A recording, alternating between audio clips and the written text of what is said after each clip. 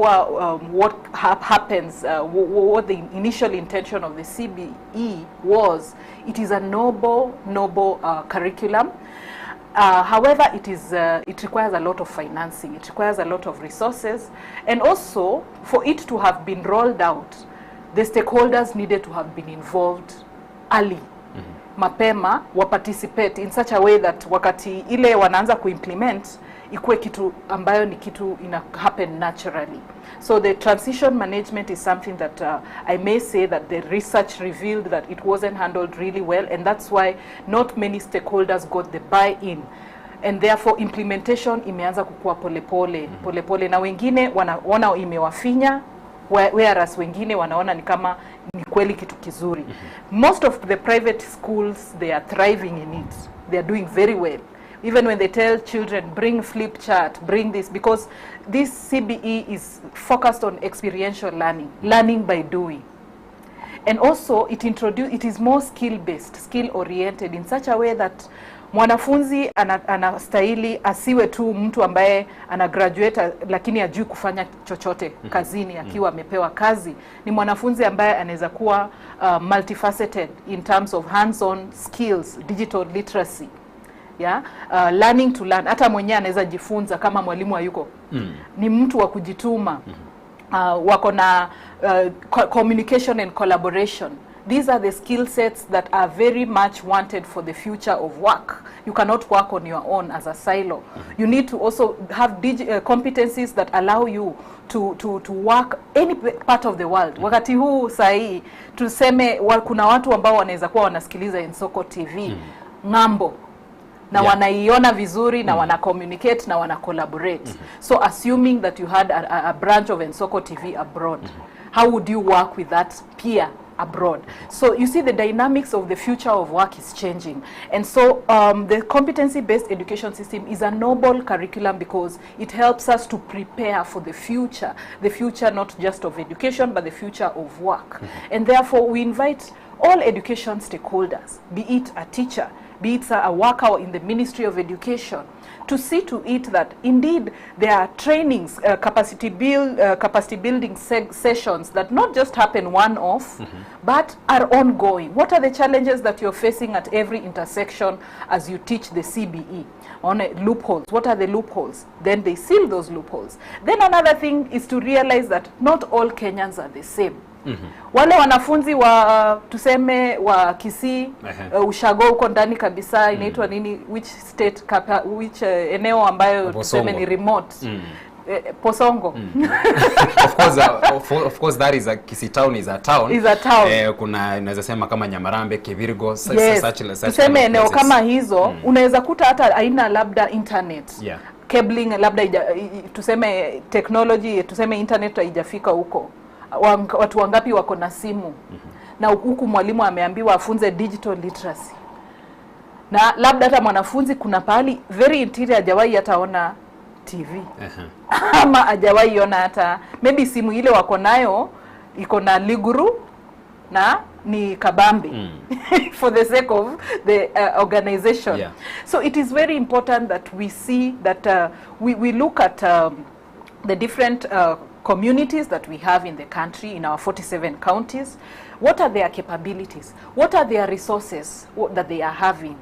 And if they don't have those resources, how are you going to scale slowly by maybe assuming you are having learners? How are you going to train these learners and still assess the same skill set but using a different model so that we meet them at the place that they are in? Okay. Yeah.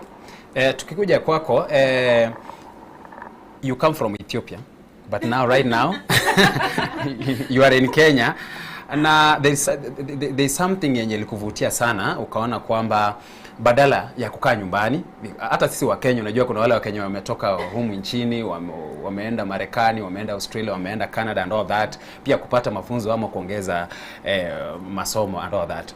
So katika upande wako ni kipi kile ambacho uliona kwamba ungebaki katika nchi ya Ethiopia lakini ni vizuri ama vyema ukuje kupata mafunzo nchini Kenya na haswa katika University ya Tangaza?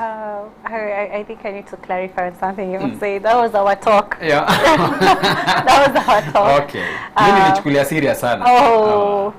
But anyway. Yeah. So what drew me to Tangaza? I'll focus on that. So for a long time, I knew what I wanted to do, what course, what direction I wanted to take. I've always wanted to work with children, and it's to find a place that has tailored their courses to what you need is not that easy. So I am currently taking my BA in Child and Youth Studies at Tangaza University, and I'll proudly tell you, it's one of the 2 universities in Kenya that offer this course from certificate level to PhD level, tailored to my needs, making me skilled enough to not just work in rescue centers, but also in the Ministry of Children, in churches, in hospitals. So that was one of the things that drew me to Tangaza. The other thing I would say is the community it has. And how do I know this, or how did I know this? I was recommended to someone by someone to join Tangaza, and honestly, I did not hear much about it. So, but I took time to visit the place, attend a conference, and I saw just how engaging it is with students. I have gone out with Dr. Cecilia before somewhere, and this is just an example of what Tangaza does for its students. Very engaging. So, I mean, it's not just about sitting in class, taking notes, going home with a PDF, and getting your grades at the end of the semester. It's very engaging. But of course, there is also that initiative you need to have as a student. But overall, the platform for you to excel, it's there. And it's a very, very good environment to study. Okay. Yeah. Nikikuja kwako Daktari Cecilia, ukimsikiza Rais vizuri, you realize that anataka kuwekeza sana katika, ndio ni elimu katika, lakini mambo ya TVETs, because when we are talking about CBE now, yenye umesema now it is not CBC, it is now CBE, ni mambo ya skills, what you can do. You learn what you can do, so that kama ni mwanafunzi akuwe akijua I can do this and all that. Because ile unajua ile ya kitambo tulikuwa ile mambo ya theory sana, tulikuwa class and all that, ikifika mambo ya practical and all that, kiambia mtu hebu operate camera and all that hajui. But in terms of theory anaweza explain what's a camera and all that. So from the side of the government wanataka kufanya investment kubwa sana in terms of TVETs, polytechnics and all that, because of the kazi ya mikono and all that. Now here is Tangaza University, because now where is the uniqueness of Tangaza University, whereby so that tukue na hiyo balancing in terms of skills and all that, apart from hii ingine ya theory, because universities, watu tukiuliza, hata mimi mwenyewe ukiniuliza, wengi wanajua university you cannot compare it with TVETs and all that. Wale wanafunzwa vile hiki tunafanya na cooperate and all that. But when you come to university, kuna ile ile notion that it is all about theory. Imekupata. Sasa wakati huu many universities wanajaribu sana ku keep up with the emerging system of education, because wale ambao wako high school wanafanya CBE wako karibu sasa kutufikia kukuja university. Na sisi kama Tangaza University tumeshaweka mikakati ya kureceive hawa wanafunzi, na sio tu wale wenye wanakuja, hata hao ambao wako sahi wa already tuko kwa hiyo mtindo ya competency based education. Mwanafunzi anapokuja Tangaza anapokelewa vizuri. The student is given either an initial assessment to gauge wako kwa hali gani ya umaarufu of a particular skill set, and now the lecturer or the instructor comes up with a curriculum that aligns with their competencies. For instance, if there is an existing curriculum, what are those learning areas that can be done experientially? Yani wanaweza kuifanya kwa they can learn by doing. And so we have a model, when you look at our course outline is very engaging and interactive.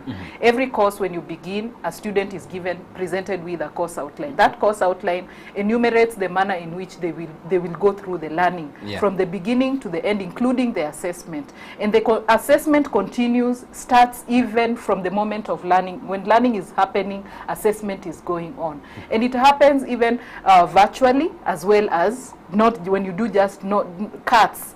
The cuts, the aspects of the exam or the cut, it tests different areas, not just recalling, remembering. Yeah. But it tests how you can apply. And you see, even activities, when you're given a project to do outside, or you're taken for an internship or externship, you are allowed to try out. Like now, some of our students are in Radio Waumini doing internship. And they are being allowed to engage and interact with the cameras. We will not send them to a place where they will just be holding handbags for people as they go to do the things. We want them to be wanakuwa kama mapie. Wanakuwa kama mapie. So tunataka wakue hands-on, to have hands-on skills. In the Center for Leadership and Management, we allow them to do the coaching. For the Center for Institute of Youth Studies, we allow the students who want to be counseling psychologists to undertake so many hours of doing counseling for others and even for themselves, because it starts with themselves. So these competencies are inculcated in multiple ways. Again, we have ensured that we are very much inclusive. We have students who are persons with disabilities. These students are, do you know you can find a student in Tangaza who is doing communication, journalism, and media studies, and is visually impaired? How do they do that? We have invested in state-of-the-art technology to allow these students to experience just the way another person would experience. For instance, when it comes to exams, we have gone past the braille. Now we have computers that are tailored specifically for them to allow them to interact with the examination question, and at the end of the exam they are able to print out their script and hand over the paper. So you can see we are moving with the times. Again, I want to say that our lecturers are very much exposed. They have been given a series of trainings on the emerging competency-based curriculum in such a way that they are able to retool the tools that they were using for instruction. Now they have retooled them in such a way that they are able to take care of the needs of the learners based on where they are at. Remember, it's self-paced. Yeah. Now, what is it that a learner is specifically gifted in? And how are you able to assist in that area? And you see, that can only happen when the student-teacher ratio is good. Most of our public universities in this country, they are flooded. When you go to the lecture halls, they are flooded and the lecturer is there on a microphone. But how will you be able to test to have self-paced instruction to this learner? Kama uko na a whole mob of students in a lecture hall. Especially in terms of wale education wanakuanga wengi sana. I remember we had a hall there before. It is a hall of 1,000 students, 1,000 plus. Yes. Now that is, those are first years. Na maybe ni Swahili and all that. Imagine. So that is one lecturer. Na si wawili, one lecturer, yeye ndiye anafaa kumark, yeye ndiye anafaa kufanya hizo kazi zote. So nikukuja pale, apake gari, asimame pale mbele, apeane lecturer, assignment, done, gone. Tangaza iko hivyo. Our student teacher ratio is very healthy. In fact, when the Commission for University Education paid us a visit not long ago, they were very impressed with the manner in which we are managing the student-teacher ratio, instructor ratio, and they recommended that even other universities should come and emulate us. They should come and benchmark with us, surely. So I can say that one is a plus. Our learners with disabilities, in fact, we want to welcome, if you're finished Form 4 and you're a learner with the disabilities, or you needed to be given assistive technology, the best place to transition to is Tangaza University, because you will have ramps, we have lifts, by the way, we have all the things that you will require to help you live to be in a healthy institution of higher education. I can also say that our tools, we have a journalism and media studies course, and we have a state-of-the-art studio, and I would welcome you to come and also visit. And we are looking for students who would like to do communication, journalism, and media studies. And nowadays, how media studies is done is different, because even the trend of the media, they are emerging technologies, and also they are emerging trends of the future of the media. People are now being content creators. We're able to prepare them not just for the studio, but also to be other professions within the same field. And so we want that the pathways of every course are very crystal clear for the School of Arts and Social Sciences, where I'm the dean. And so we make it a point to upskill our staff regularly. And so I would just say, for any learner who is out there, you're wondering, where will I go from here? And you finish Form 4. August intake is there. We have a lot. We have about 4 weeks or 5 weeks. Right now, enrollments are open. The numbers will be put on the screen. Please reach out, call the numbers, and enroll. And our fees are very affordable. They are market friendly, as opposed to other institutions. Kwa wale wanafunzi ambao kuna wale wanafunzi ambao walikalia mtihani mwaka jana na kufikia za hizo, unajua wengine wameshaanza kupata majibu kwa zile universities ambazo wataenda kujoin. For example, I'm a testimony because I have a sister of mine hata kama ameitwa university nyingine. Wakati tunaangalia in terms of programs and everything, the highest number of students, which program? Zile ambazo ukiangalia when you look kwa system yenu mnaangalia mnapata ya kwamba most students, these are the kind of programs zenye wengi wameshaanza kuchagua, because from there ndio maana unapatanga every university naambia now maybe Tangaza University, it is best in such in one course 1 2 3 in program 1 2 3 4 5 and all that. Because wanananga pia unajua wakiclassify. There are some university unasikia unataka kuenda kusomea kitu fulani, enda university fulani. Unataka kitu fulani, enda university fulani. Just because it is just from the number of students when you are applying that program, and then wale wale join and all that, and everything that you are offering that kind of such a program. Ni vizuri hata umetuuliza hivyo. Would you like to go? Okay, so Tangaza, I don't know if I mentioned this last time, but I'll say it again. Tangaza started out as a theology school. So as it is, we have the theology school having the highest number of students. As for the other schools, which is the School of Arts and Social Sciences, the School of Education, and now also Applied Sciences, we have a fairly balanced out number of students in each school. But some of them are less than others, because Applied Sciences is a school that is taking TVET courses, and because that is something we are now rolling out, you might find nursing has just few students, maybe law doesn't have, but because it's just being rolled out. Not that it's not, and these are now classes that we, as Dr. has said, we are enrolling them to join. So if I could just add, at the School of Arts and Social Sciences, unajua kuna ile kitu mtu anasema amebobea in. Kujivunia in. Right now we have the counseling psychology, which is really doing extremely well with numbers, especially we have certificate of counseling psychology all the way to the PhD in counseling psychology. So kuna certificate, diploma, degree, masters na PhD. Sasa ukikuta Tangaza University tumejulikana sana kwa hiyo in such a way that hata Amani Counseling Center wana graduate wanafunzi wao Tangaza for counseling psychology. So ninaweza sema kwa shule hii ya School of Arts and Social Sciences within Tangaza University, ile ambayo tunaweza ringa nayo ama ama tunaweza ichocha sana ni hiyo tunasema counseling psychology. So if you really want to be a counselor, a professional counselor, Tangaza University is the place to be. It is a place to be. And so even as you can see from the screen, we have put out the courses there. So we have 4 departments in the School of Arts and Social Sciences. We have the Institute of Social Transformation, whereby we have the MBA, we have the MA in Social Transformation, we have the BA in Sustainable Human Development. Wale watu ambao wanataka kufanya kazi within the community development sectors.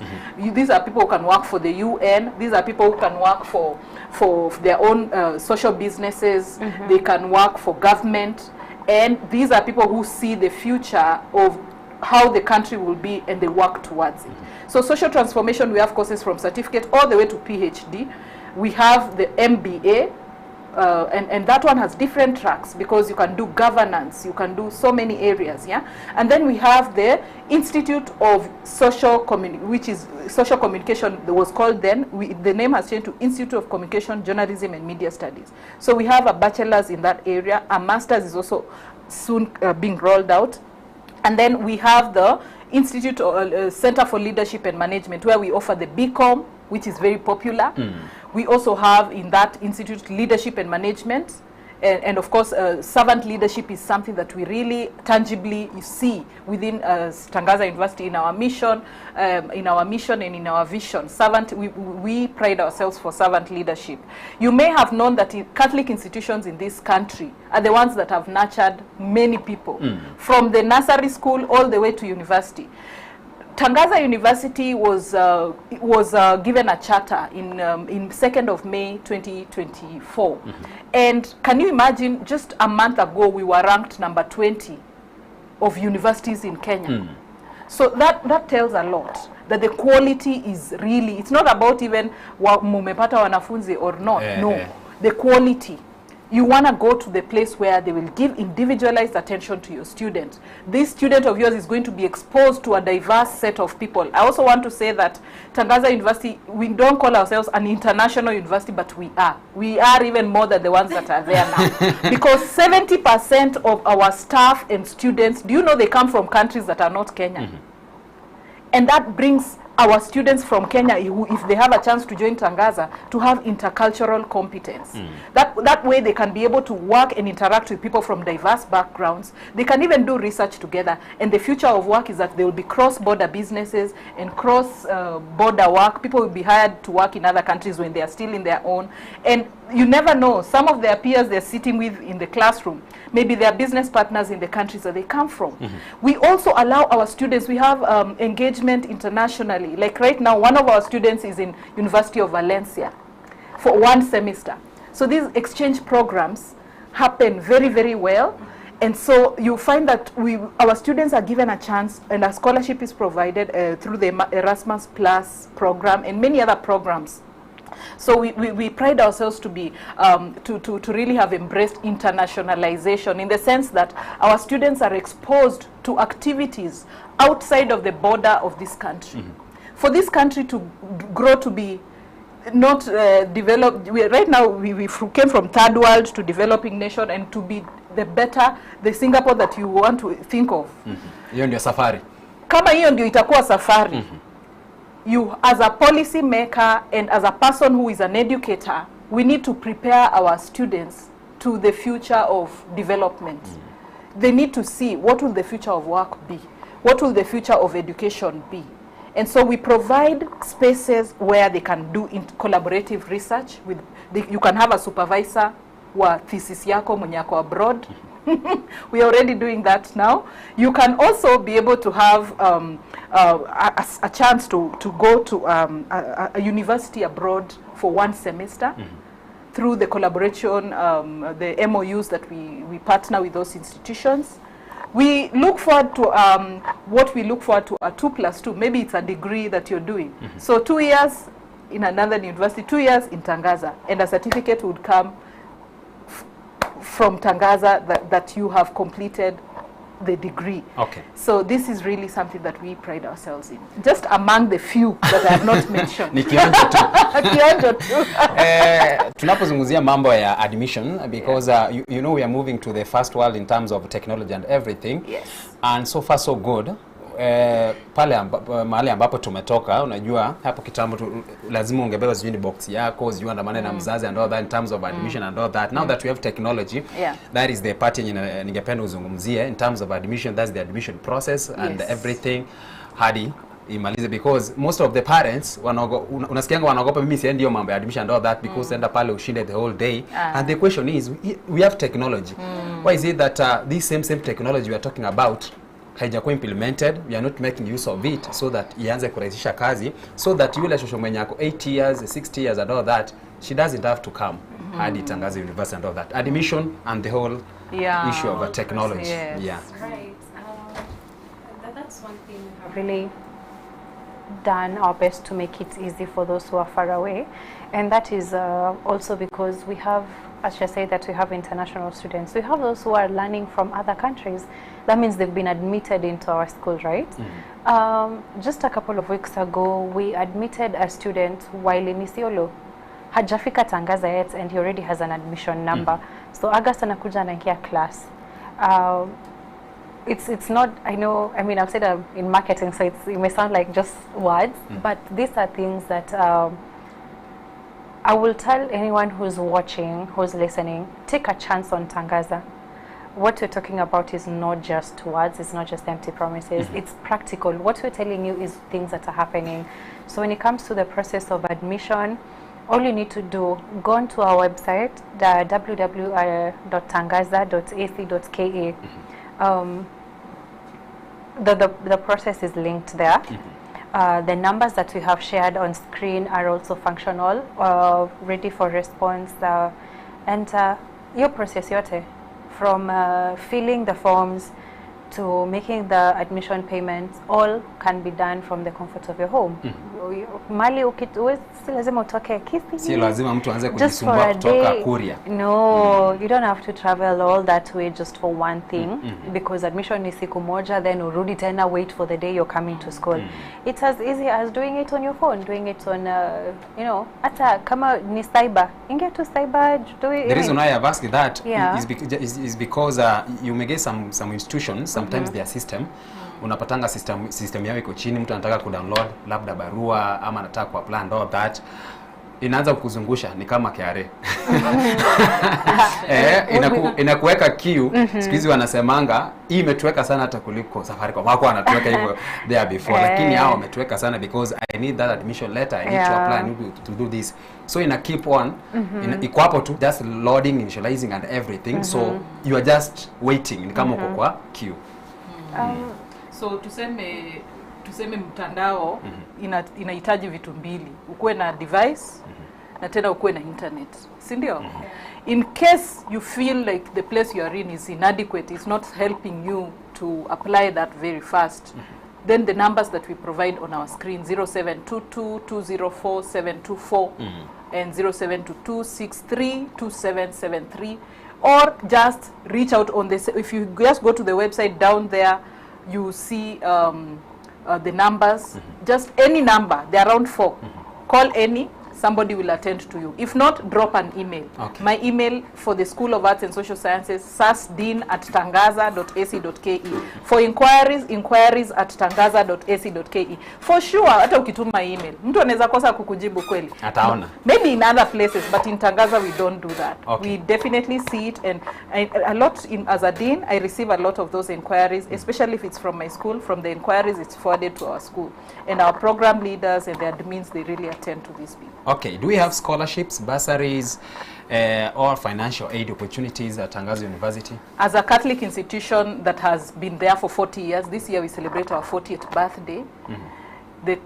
For sure we have existed for 40 years as a non-profit making institution, and we have been supporting people to serve the church and society.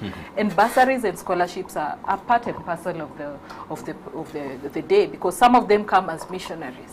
When they come as missionaries, they have been sent by congregation sponsors, and so there are entities that we have partnered with locally and abroad that support a number of students. Especially, we see some of them are religious, others are lay, but we ensure that we try to spread whatever you have as a mother.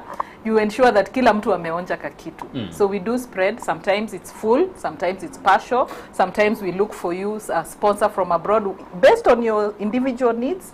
But tunasema our school fees is very affordable for a private institution if you are to compare with other private institutions in this country that just name them. When you go look at their fee structure and compare with the one of Tangaza, you'll definitely want to send your child to Tangaza. Joy, what opportunities do we have here for the students that are available to help students do in terms of innovation, research, and everything? Okay, so you have mentioned innovation. One of the platforms that Tangaza has provided for its students is one called Sandbox Innovation Hub. So it's a platform where we have actually graduated about 3 cohorts who are now successfully running their own businesses.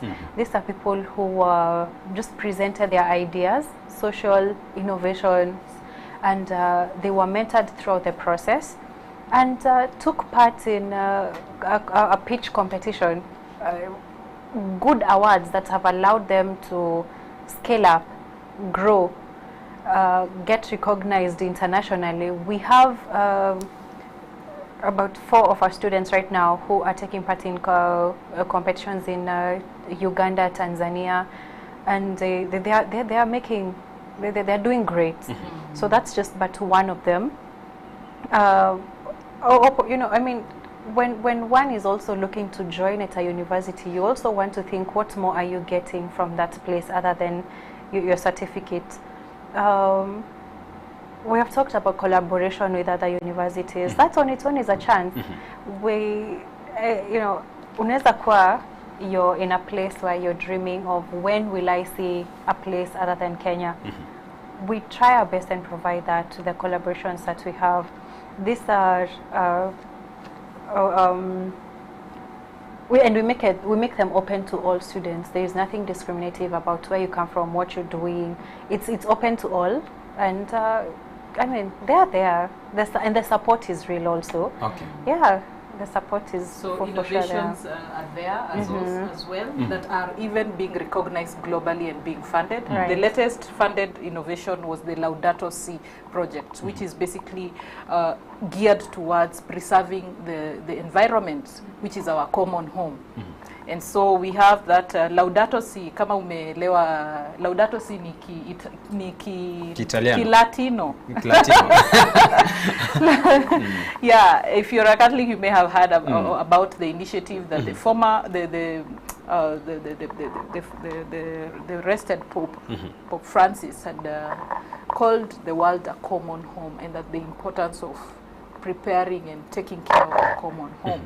And so they have gone to a project of organic farming. We have a project in Kisaju. Tangaza iko pia na makao Kisaju. Although mnajua tu hiyo ya Karen, tuko Langata South Road, lakini tuko na mradi Kisaju ambayo inasaidia kufunza, lakini pia ku-innovate technology, njia za kukuza mimea ambazo ni organic farming. And so that one has won a grant. Okay. And it was initially just a project, and then our students were nurtured on how to work on a proposal, and it has moved on to be funded. Okay. And so we are really priding ourselves. This is just one, a snippet of the many projects our students who are able to come up with an idea, a brainchild, an idea. They get a mentor, they guide them, they are told to apply, and then they are given a grant. One of our students recently from our school has come up with a very good app which allows counseling psychologists to put their profile there, and people who are in need of counseling, coaching, mentorship, they also go there to look if they, you know, some things are very embarrassing. Maybe let's assume you're having an issue in your life and you don't want an actual person to, you know, people will expose you. You feel you want anonymously to engage a counselor. Yeah. You can go on that platform. It's called Your Path Africa. Sio kila mtu anapendanga ile ya kujipendekeza ama kuna watu wanapendanga mambo ikuwe tu just private kabisa. Private. You go to Your Path Africa, and this is an innovation by 7 students. Okay. They came together, they came up with this app, a very interactive app where counselors, mentors and coaches have put their profiles. So you log in there, create an account, and then you say, look at the profiles of these ones, and then you say, I want this one. You book an appointment with them. If you want to have virtual engagement with your counselor or in person, you can schedule an appointment. You see, this is a good innovation. Okay. And so this helps our students to see this life after graduation. Kama hakuna mtu atakuemploy, you create employment for yourself. So we try to already prepare our students to be innovative and to make a living while at it. Yeah. Okay. In just a minute, so that tunapoelekea kumalizia, talk about accommodation. Of course tulizungumzia last time, but the issue of accommodation huwezi acha kuizungumzia, because for the parents, the welfare and the well-being of their students, of their children, is so paramount. Okay. Nairobi hii kuna makao ya aina tofauti. Yeah. So in Nairobi here, Tangaza is situated at Langata South Road, and it is in Karen. Karen is known to be a very affluent place, isn't it? Lakini hata hivyo kwanza wengi wakisikia Karen wanasikia tu kama lakini unajua kuna kitu mzuri about kusema unatoka kama Karen. Ni Karen hivyo ni kama rent peke yake. Rent peke yake ni 20,000. Haya.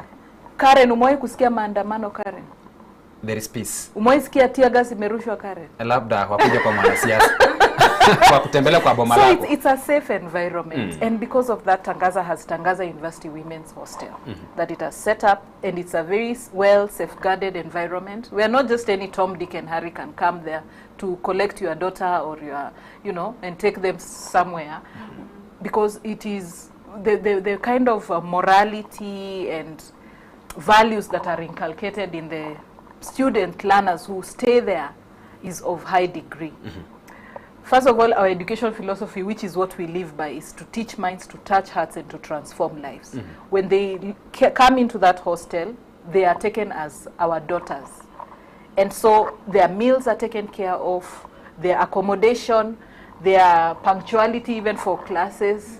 You'll notice which that is inclusive in the same school fees they pay off from a separate account. Now this one is it's still within the same Tangaza account, but if you have selected that you want accommodation and if there's space for you. Okay. Nevertheless, where Tangaza is situated, there are many other institutions of higher education, like Kenya School of Law is there, we have JKUAT there, Kwea is just next door. So we have many practitioners who have come with hostels, which are also, we try to vet and recommend to our students to go and check them out. So we have hostels that are also run by congregations. Tangaza, by the way, I wanted to mention that is the brainchild of congregation sponsors. Okay. So it is an institution that has come to be because of the good work of 24 congregations. They came together, put their heads together, and set up an institution that would take care, would be set up, and they support it. And therefore, some of them, they do have hostels for men, religious men and women, or for just lay people, and we recommend them there, and they give them affordable rates. Yeah. Kabla tumalizie, nirudi kwako in terms of after mtu amesha graduate, because kuna kwanga na zile career opportunities zenye zinaweza kuwa available for Tangaza University, and also in that partnership na kuconnect wanafunzi, because most students wanatakanga, kuna wale wanaweza taka sasa kama wewe si ulimaliza tena ukarudi hapo ndani kupata hizo career opportunities and all that, na pia kuna zile za partnership like a university nasema we have these students wamesha graduate and all that, you connect them, you just connect them to the job market. So one thing I appreciate is the lecturers that we have are not just well educated but also well connected. I'll take an example of social capital. And it's very important. I'll take an example of myself. My supervisor, he's one man who, if I told him I need a job today, he knows places he suggests me to. And so for students, of course, it's your personal responsibility to think and act on you getting a job afterwards, or you having a job, because you getting a job can also mean self-employed.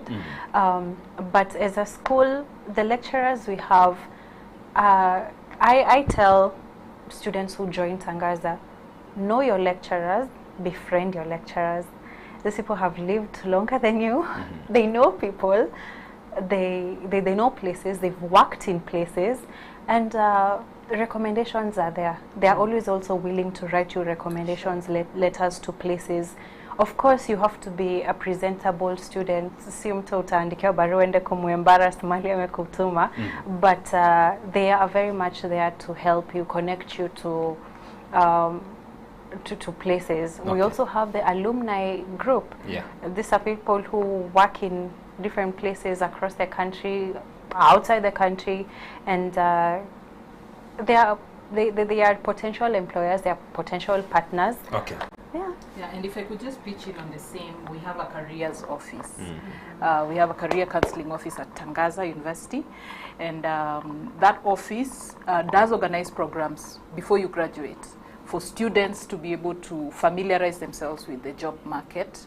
And also through it, we have programs where we invite employers to come and meet with the students, to meet and greet, to understand sometimes a job can be born out of a research that you did. Or an internship that you went to, and people really liked your short time there, and they say, no, mturudishie huyo akigraduate.